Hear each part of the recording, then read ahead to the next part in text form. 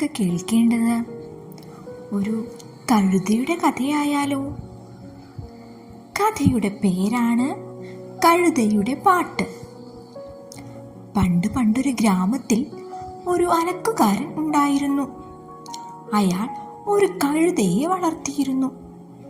രാവിലെ അലക്കാനുള്ള തുണികൾ കഴുതയുടെ പുറത്തു വെച്ച് കെട്ടി പുഴക്കരയിലേക്ക് പോകും.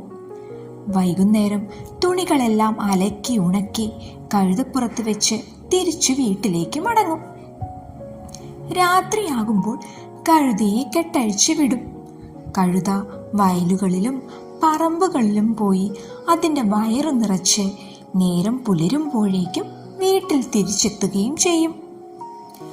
ഇങ്ങനെ രാത്രിയിൽ കറങ്ങി നടക്കുന്ന ഒരു ദിവസം കഴുത ഒരു കുറുക്കനെ കാണാനിടയായി. പെട്ടെന്നു തന്നെ അവർ സുഹൃത്തുക്കളാവുകയും ചെയ്തു.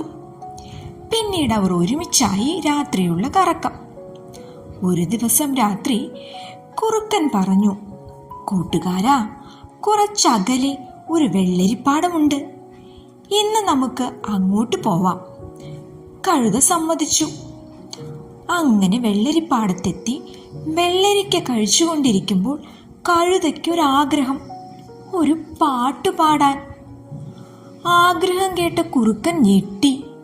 അവൻ പറഞ്ഞു, നീ ഇപ്പോൾ ഇവിടെ നിന്ന് പാടിയാൽ അതു കേട്ട് കൃഷിക്കാർ എഴുന്നേൽക്കും. അത് നമുക്ക് അപകടമാണ്. എന്നാൽ കഴുതയാകട്ടെ കുറുക്കൻ പറഞ്ഞത് കേട്ടില്ല. നിനക്ക് പാട്ടിനെ കുറിച്ച് എന്തറിയാം? എന്റെ കഴിവിൽ നിനക്ക് അസൂയയാണ്. കഴുതയോടൊന്നും പറഞ്ഞിട്ട് കാര്യമില്ല എന്ന് മനസ്സിലായ കുറുക്കൻ പാടത്ത് നിന്ന് പുറത്തിറങ്ങി ഒരു മരത്തിന്റെ ചുവട്ടിൽ ഒളിച്ചു. ഈ സമയം കഴുത തന്റെ മുഴുവൻ ശബ്ദവും എടുത്ത് പാടാൻ തുടങ്ങി. പാട്ട് കേട്ടതും കൃഷിക്കാർ ഉണർന്നു. അവർ കല്ലുകളും വടികളുമായി വന്ന് കഴുതയെ ആക്രമിച്ചു. ആക്രമണത്തിൽ മുറിവേറ്റ കഴുത അവിടെ നിന്നും ജീവനും കൊണ്ട് ഓടിപ്പോയി. കൃഷിക്കാർ അവിടെ നിന്ന് പോയതും കുറുക്കൻ മരത്തിന്റെ പുറകിൽ നിന്നും വന്നു. എന്നിട്ട് പറഞ്ഞു, നല്ല മനോഹരമായി തന്നെയാണ് നീ പാടിയത്. ആ പാട്ടിന് അർഹിച്ച സമ്മാനവും കിട്ടി.